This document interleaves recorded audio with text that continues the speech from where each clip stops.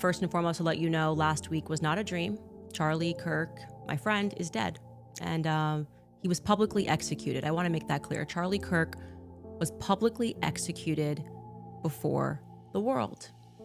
And as we are all searching for answers, the ones that are being supplied to us are not making a lot of sense. And some people, I would say, are speaking too much, are speaking on behalf of other people. I don't like it. And some people, I would say, are speaking too much, are speaking on behalf of other people. I don't like it. Who can it be now? Who can it be now?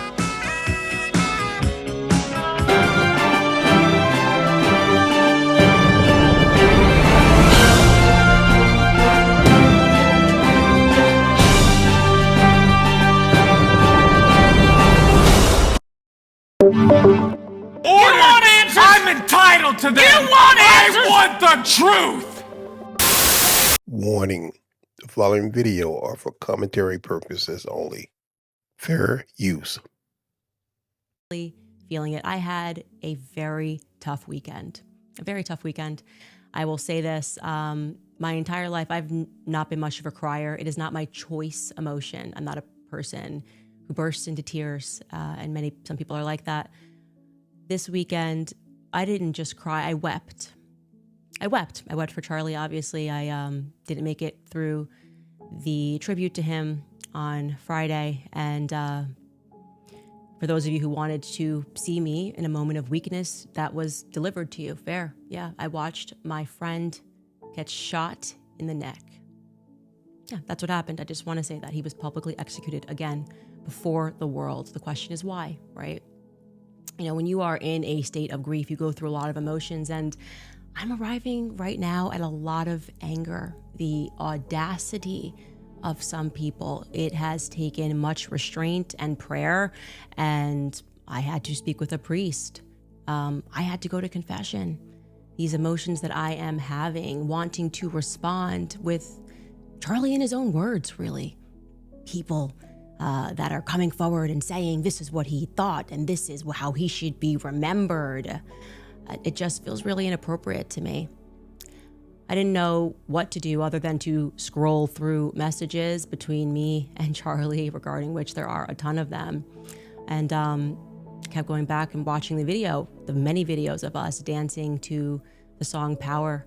And it felt appropriate to reach out to Ye, speaking about things, talking about his mode when he wrote the song. You know, when you wrote the song Power, why did we have it as our hype song? Because the song is about the ability to find it within yourself to become what you know you are capable of becoming inside of a matrix. When you just realize everything is dishonest, that everything is performative, that people are dishonest, that they are going to try to stop you from being great.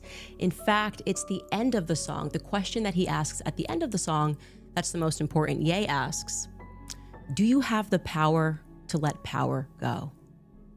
Do you have the power to say no to power? You know, I told you guys that Charlie was going through a spiritual transformation at the end, and all of the usual suspects were really angry that I hinted towards that. What do you mean? You're not allowed to say that. They were attacking me, trying to make me fearful, to speak out and speak about the things that I know. I'm not feeling very fearful right now. I am, like I said, very angry.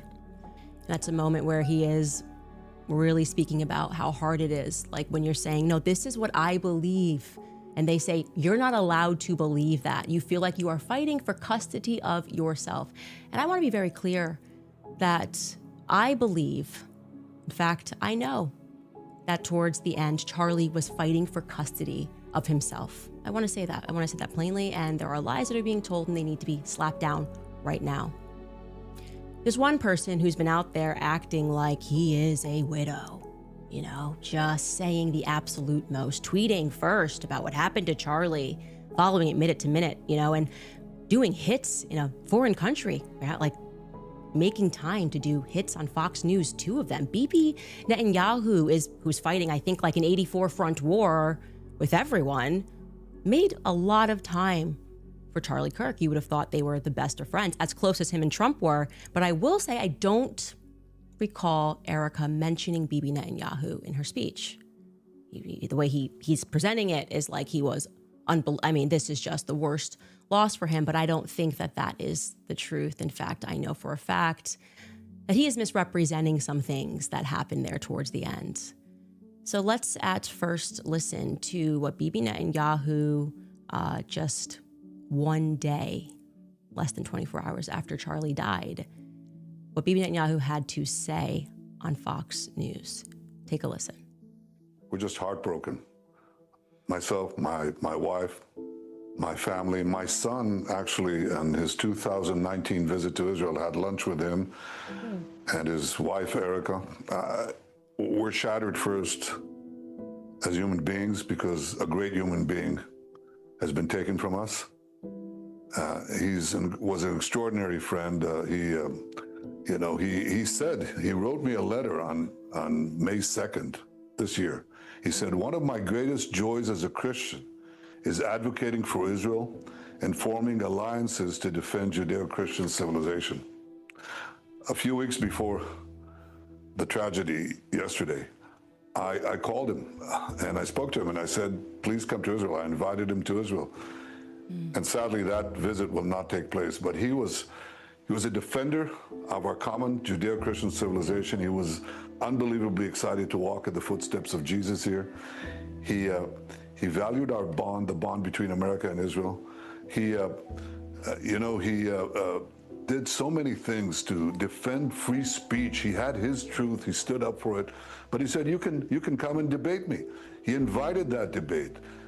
He certainly didn't invite the violence, the horrible violence that tried to silence him. And this is a worldwide problem. The people on the extremes, the Islamists, the radical Islamists, and their union with the ultra progressives, they often speak about human rights. They speak about free speech, but they use violence to try to take down their enemies. Whether it's President Trump, who's been almost assassinated twice, or they try to kill me here too. But they got Charlie Kirk, and it's just heartbreaking. Who is they, Bibi? Who is they who got Charlie Kirk? We don't have to actually speak conspiracies. I'm just wondering, because you said a lot there, but it really sounded like it was about Bibi trying to establish a narrative that we saw reinforced by a lot of people, that, Charlie kind of made it almost sound like he died for Israel. I mean, Trump's account even tweeted out a photo of Charlie and an American flag and also an Israeli flag, a bit of AI used, like this is just who Charlie was. He says Judeo-Christian values. He spoke to him 2 weeks ago. Again, you would think he was busy fighting this 97,000 front war, but no, he's letting you know that he just randomly, picks up the phone and calls Charlie Kirk and invites him to Israel? Why would Bibi do that? It seems like maybe there's a little more to the story. No, there definitely is a little bit more to the story. Yeah. How did these guys not know this was taking place? So I've been to Israel many times. The whole country's a fortress. When I first heard this story, I still had the same gut instinct that I did initially. I find this very hard to believe. I've been to that Gaza border. You cannot go 10 feet without running into a 19-year-old with an AR-15 or an automatic machine gun that is an IDF soldier, right? The whole country is surveilled. And so let me just kind of go through this. We don't talk about Israeli politics very often, and most Americans don't know this. The last 9 months, Israel was on the brink of civil war. It's not an exaggeration. This judicial stuff, there were hundreds of thousands of Israelis taking to the streets because Bibi Netanyahu is basically redefining the Israeli constitution. That's not an exaggeration, right? He said the judicial branch has too much power. There were protests planned this week against Netanyahu, where they anticipated tens of thousands of people to take to the streets. That's all gone, Patrick.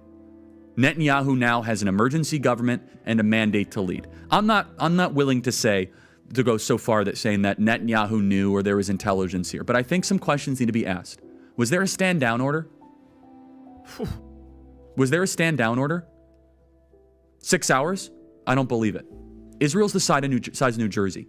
When I took a helicopter ride from Jerusalem to the Gaza border, it's 45 minutes. Wow. 6 hours. They're live streaming the killing of Jews.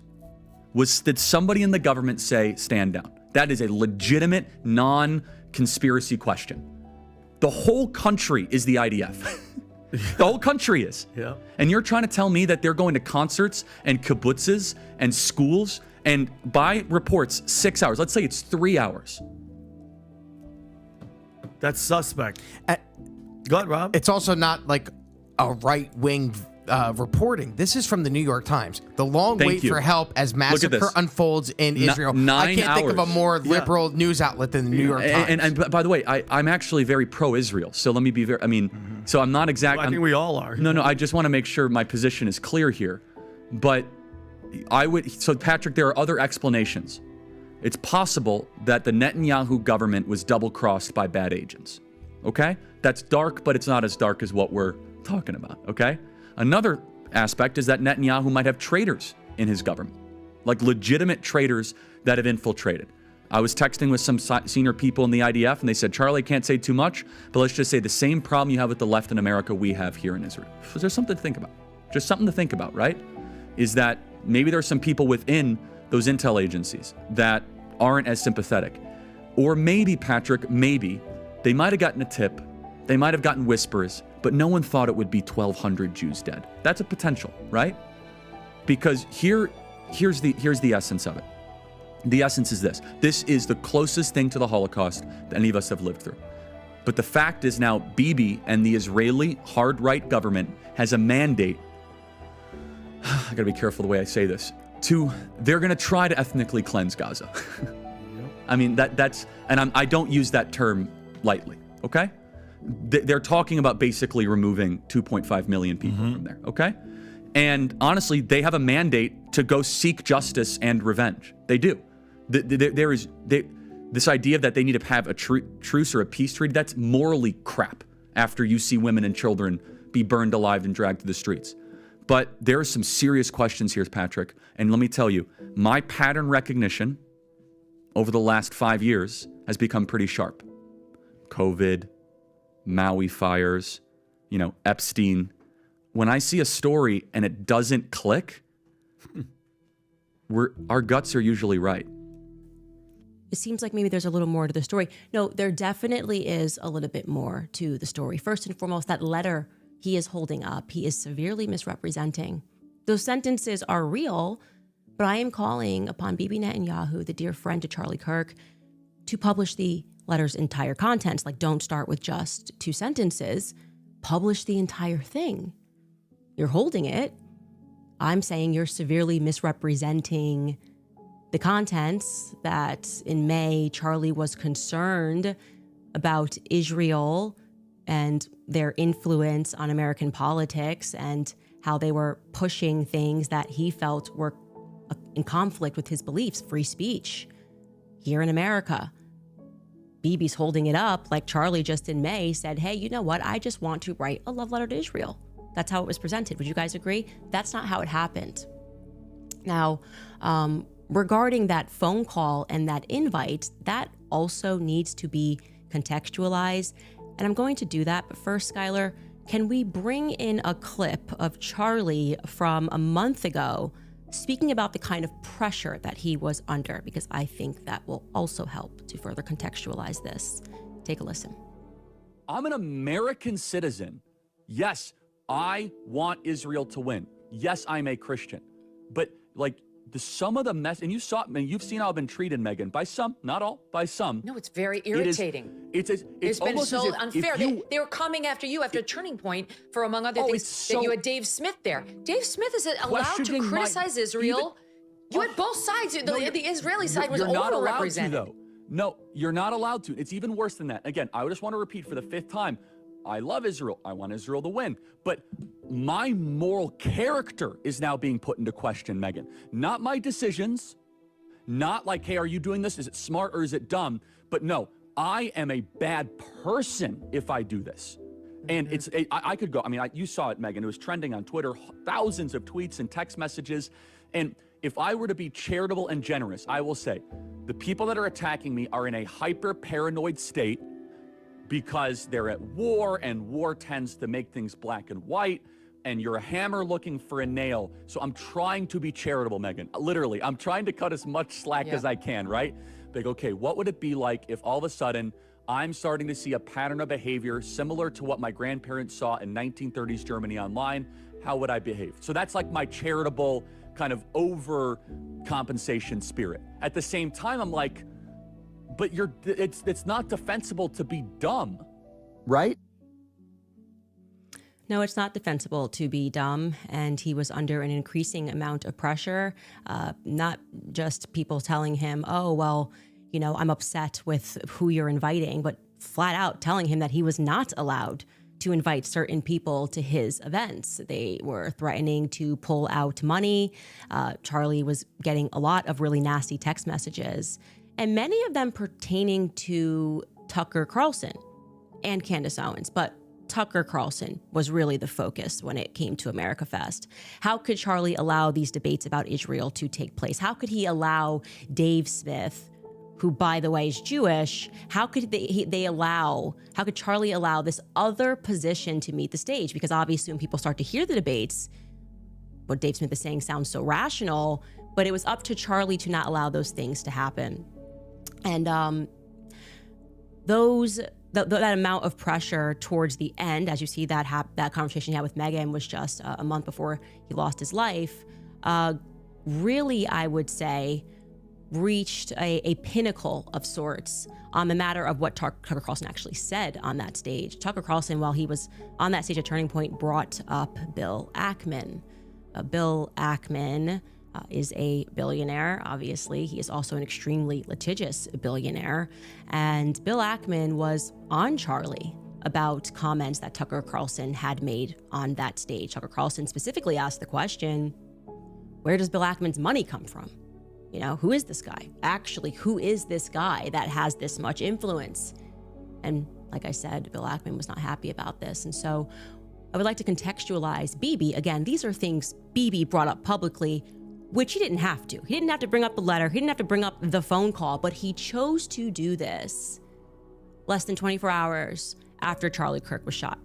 Personally, Bibi, I would have appreciated if you guys used all of your spyware, you'd spying on us for years, to maybe track down the killer, but I guess this is where you thought it was best to do a little propaganda for Israel would be better than us helping us track down the killer. But anyway, so Bibi Netanyahu in that phone call, what took place was a couple of weeks ago before Charlie lost his life. Charlie was in the Hamptons and he had more than one event, but he had essentially what was staged, an intervention was staged by Bill Ackman, because Charlie's rational thoughts about Israel were a no-no. This is not the route that you should be going on. And Charlie was surrounded by his friends, his quote-unquote friends. Bill Ackman was very upset and threats were made.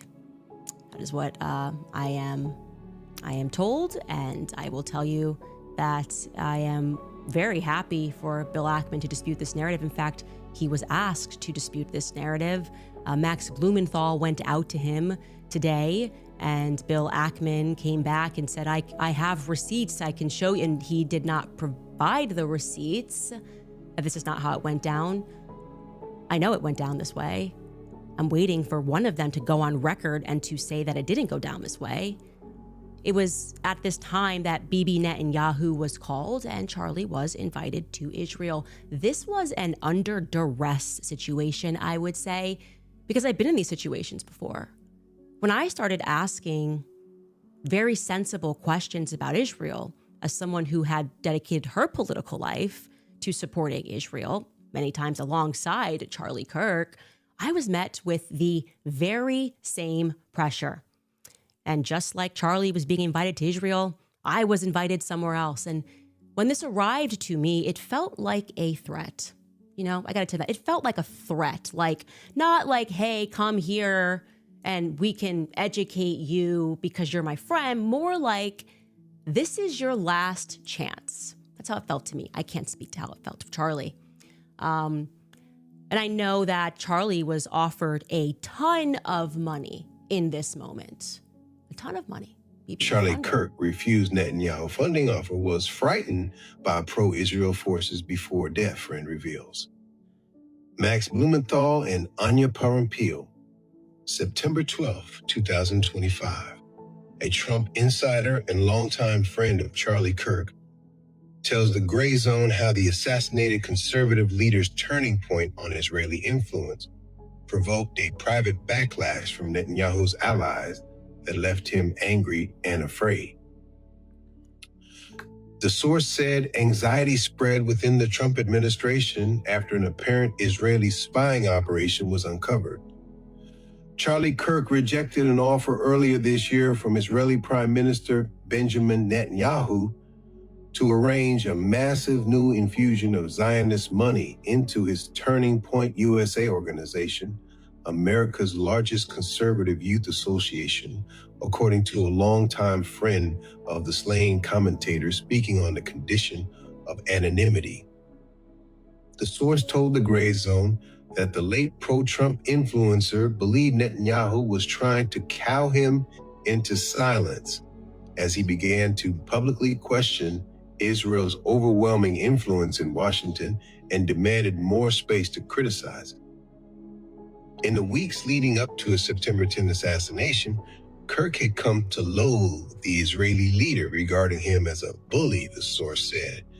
Kirk was disgusted by what he witnessed inside the Trump administration, where Netanyahu sought to personally dictate the president's personnel decisions and weaponized Israeli assets like billionaire donor Miriam Adelson to keep the White House firmly under its thumb. According to Kirk's friend, who also enjoyed access to President Donald Trump and his inner circle, Kirk strongly warned Trump last June against bombing Iran on Israel's behalf. Charlie was the only person who did that, they said, recalling how Trump barked at him in response and angrily shut down the conversation. The source believes the incident confirmed in Kirk's mind that the President of the United States had fallen under the control of a malign foreign power and was leading his own country into a series of disastrous conflicts. By the following month, Kirk had become the target of a sustained private campaign of intimidation and free-floating fury by wealthy and powerful allies of Netanyahu, figures he described in an interview as Jewish leaders and stakeholders. He was afraid of them, the source emphasized. Bibi would fund it, spend tons of money. And Turning Point, I guess, if it needed to go to a higher level, would have gone to an even higher level than it already was at. And I know for a fact that Charlie denied that funding. That Charlie denied, and what Bibi didn't include there, he declined to go to Israel for, I would describe this as like, re-education camp. We've seen it. You made an uh-oh, but we can help you. We just need you to come out to Auschwitz and take a picture. Yeah. We just need you to come to the Holocaust Museum and take a photo. We just need you to go to Israel and we can make this better. Charlie said no to Bibi. Okay. Bill Ackman, if you would like to dispute that, I would love to hear what you say happened, because our sources and what we have, it's solid. Okay, there were conversations that took place, messages that were sent at that time, and they are solid. So I decided another person that was there, and I am not surprised this person was there. If you've been listening to my show, Seth Dillon, I was going to go out to Seth Dillon, and I decided to message him last night about this Hamptons meeting. And Seth Dillon, who is normally very quick with a response, has not yet been able to respond. I'll show you this text message chain. And I want to be clear, I am not someone who normally publicizes text messages. But my friend was shot in the neck, and I'm just not really in the state right now to be polite when it comes to the answers that I am demanding, okay? This is me out to Seth Dillon last night. I sent him Bill Ackman's tweets because, he tweeted, "I feel incredibly privileged to have spent a day and shared a meal with Charlie Kirk this summer. He was a giant of a man."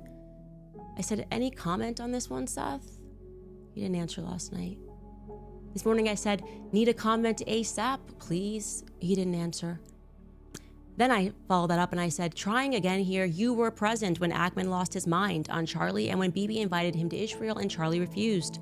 Text messages immediately following this meeting are circulating. I find Ackman's statement, as though the meeting was somehow cordial, to be incredibly disturbing. Are you at all disturbed by that tweet? Do you feel, as I do, that this tweet significantly betrays the defined purpose and mood of his, and I presume your, final meeting with Charlie Kirk? ? He was unable to speak to me, but he did place some frantic calls to Turning Point USA. Yeah. You see, I went out to Seth, but I also went out to 2 other people who were at this meeting, and nobody is willing to go on record. They're all messaging each other, trying to figure out a coordinated response to say that, no, this was all quite cordial, but no one wants to go on record and describe it as cordial because they know someone's leaking, because someone's got a guilty conscience about what happened at the Hamptons. So I will again put it out there, Seth, Bill Ackman, and to the other individuals who I have not yet named, but who are going to be named later this week.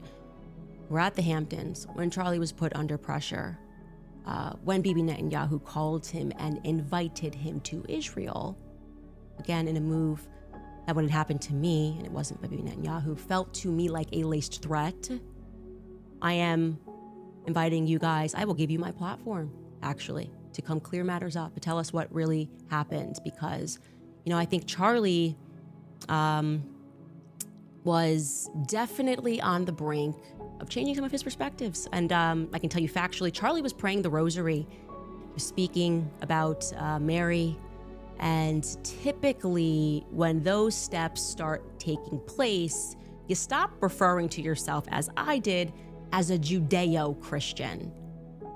Again, it is mystifying why, Bibi was out there doing the absolute most to make sure that Charlie was basically remembered as, I would argue, like a Jew, has not been yet mentioned. I didn't hear that. Erica was very clear that Charlie was a Christian, and I believe Charlie obviously was very much a Christian, and that things are not being told truthfully. In fact, I will also call upon, since we're having fun, Turning Point USA to release the audio of what Charlie Kirk, because I was in communication with Charlie at this time, because I knew exactly which donors were pressuring him and why, exactly which people that they were insisting Charlie allowed to speak at his event and why, when Charlie did not necessarily want those people to speak at his event, okay? I'm calling upon Turning Point to release the footage of what Charlie said to Tucker Carlson before he hit the stage, before, all of that craziness and the response to Tucker Carlson's remarks played out. Pretty fair, right? Let's stop saying how Charlie felt, and instead, if you're going to hold up the letter, release it in its entirety, okay? Why don't you release your messages, Bill?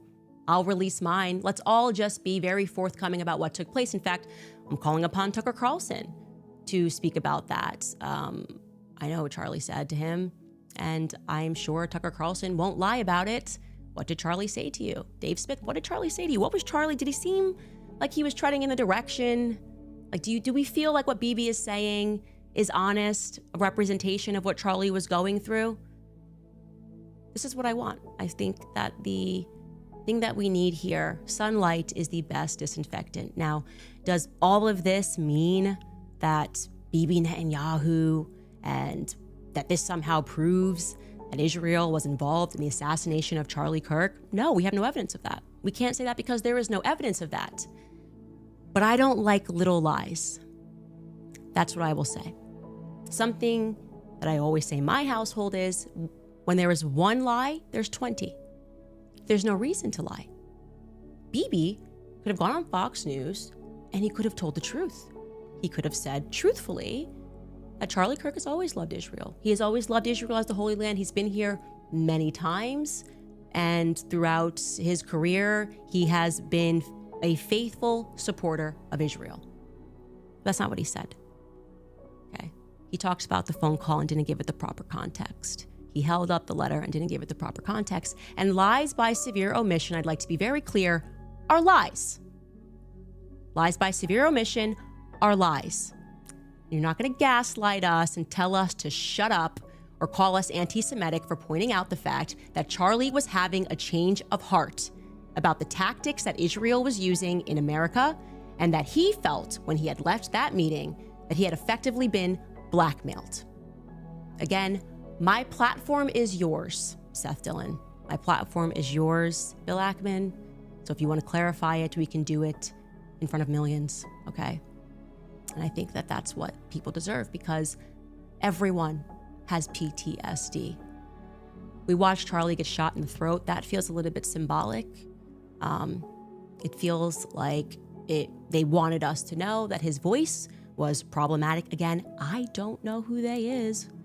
After we take this brief break, we're going to go through the investigation, which seems to have a lot of inconsistencies and holes in it. And we're definitely not yet at the bottom of what in fact took place. But I do know that I severely distrust people who rush to misrepresent things. And it's not a good sign when somebody has to ask you, as Greta Van Susteren asked Bibi Netanyahu in his secondary hit regarding Charlie Kirk's assassination. It's not a good sign if somebody even has to ask if you did have anything to do with the assassination. Doesn't make you a great person, okay? And that's what she asked him. Take a listen. Before I let you go, I want you to address one thing, and it's just the absurdity of it. Some of the internet rumors that somehow Israel is behind the Charlie Kirk murder, and I don't believe it for 1 second, but I want you to make a statement. It's so absurd. That's insane. That's insane.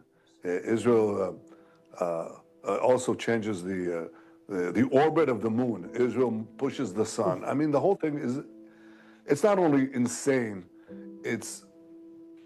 I think it's so absurd, so stupid, and so ridiculous. You can't believe that people are saying this. They just found the perpetrator. They'll get to the bottom of this. But they go, they have no limits. When you hate Jews, when you hate the Jewish state, you're willing to say anything and promote all these absurd rumors. And by the way, they're willing to kill us all the time. I mean, that's what they're doing. And over the centuries, when Jews, especially in the Middle Ages, the horrific Middle Ages, the worst things were said about Jews you couldn't possibly believe. We were poisoning the wells. We were drinking the blood of Christian children. You name it. I mean, these things, that continued actually up to the Holocaust. The Nazis said the same thing. We're carrying vermin. We're spreading disease. And people believed it, and every time they believed it, this was a prelude to a greater and greater massacre, culminating with the worst massacre of them all, the Holocaust. Well, he's mentioned the Holocaust. Guess we can't prod the narrative any further, guys. Holocaust, so everybody's just stopped talking about anything. Hey, he's the victim. It's absurd. It's just absurd. The Holocaust happened. You heard him. We're sick of this shit. We really are. And there will be no narrative that I will not prod when it comes to figuring out why people are lying about the state that Charlie was in when it came to the topic of Israel. Again, you can examine Charlie in his own words. He was starting to talk about topics that you're not really allowed to talk about when you take money and big checks are being written. And that pressure was increasing every single day. In fact, he was telling the truth even about Jeffrey Epstein. Take a listen. Epstein, with his little friend Ghislaine and Ghislaine's father, Robert Maxwell, who was obviously a spy of the Israeli intelligence agencies, but there was something else going on here. Epstein was not some sort of whiz-kid hedge fund manager. Epstein was playing a part. Epstein was a LARPer. Epstein was cast for a specific role, and he played it really well.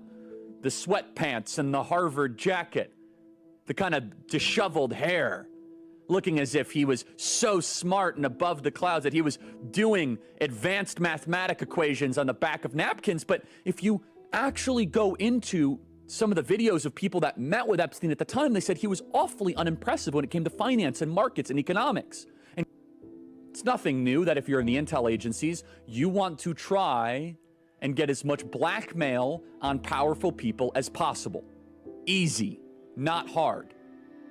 And this is no longer just speculation. First of all, the evidence that shows that Epstein was a creation of either Mossad, Israeli intelligence, American intelligence, Saudi intelligence, or maybe he was just a hired gun. Maybe he was just the guy that countries would go to and park a couple $100 million and say, hey, can you get one of the members of the royal family with a 13-year-old so we can get them to do what we want to do? Members of Congress are actively being blackmailed. The Epstein playbook is being used on a daily basis.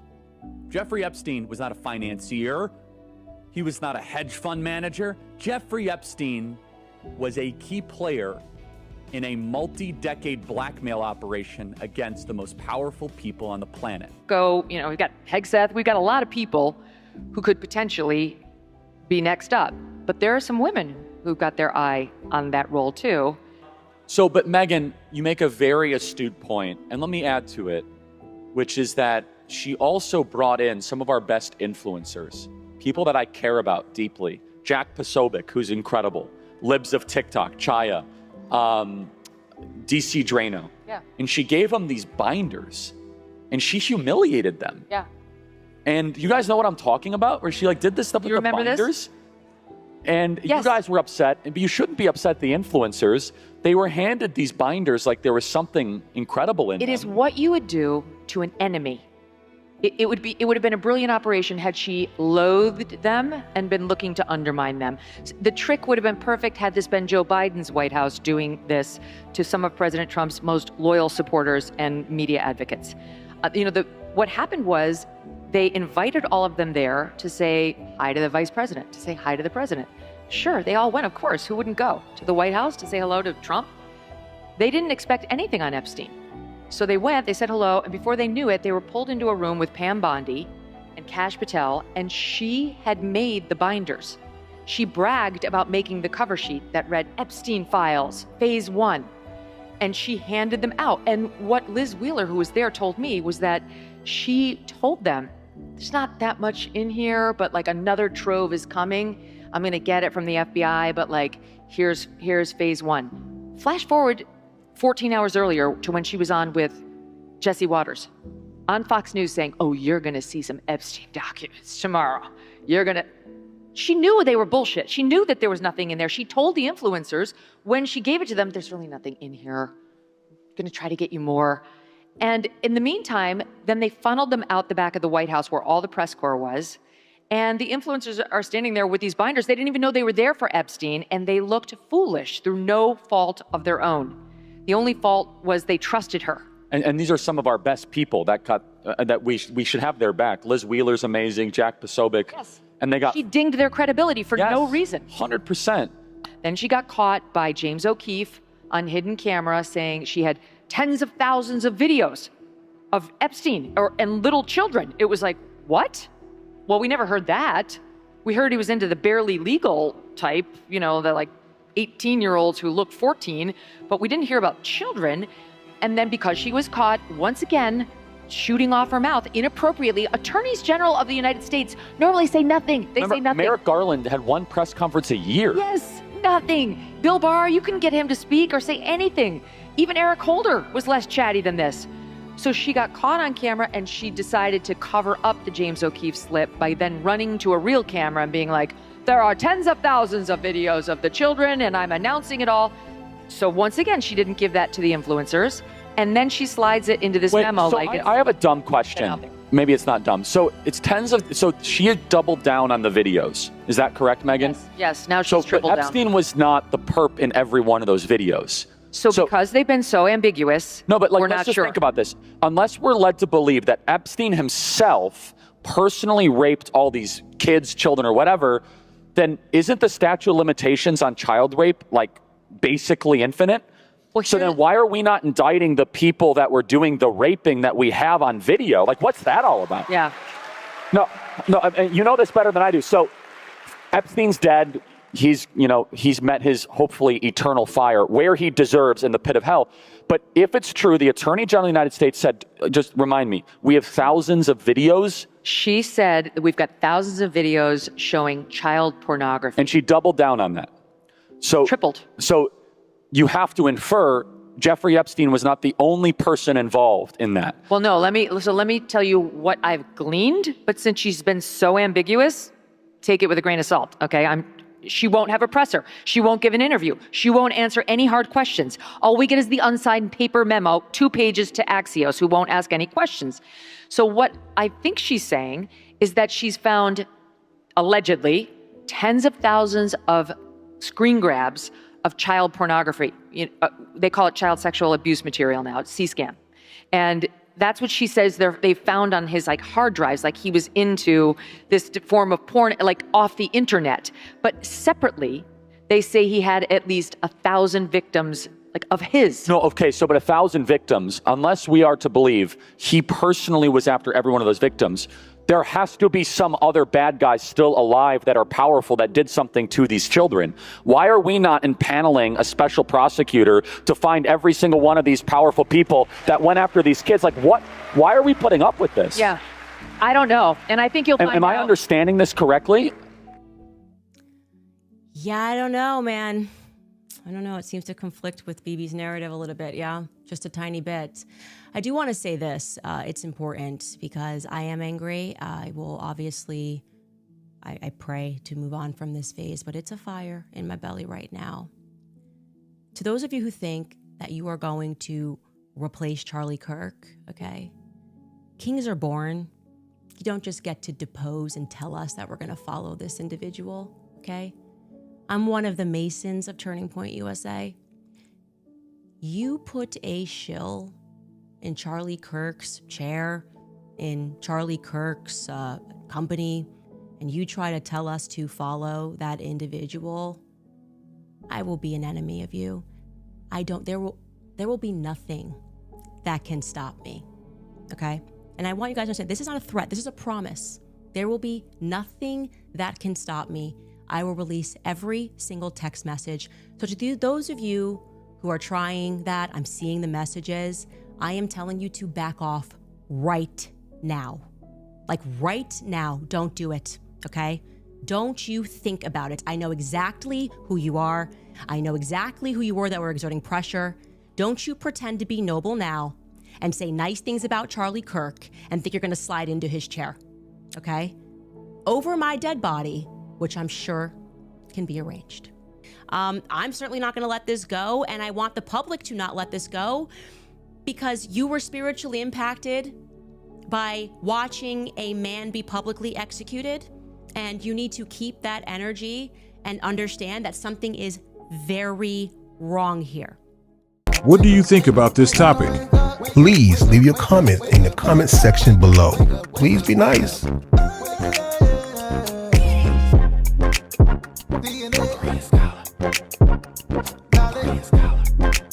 Please click the like button and the subscribe button and the bell to get notification for more videos in the future.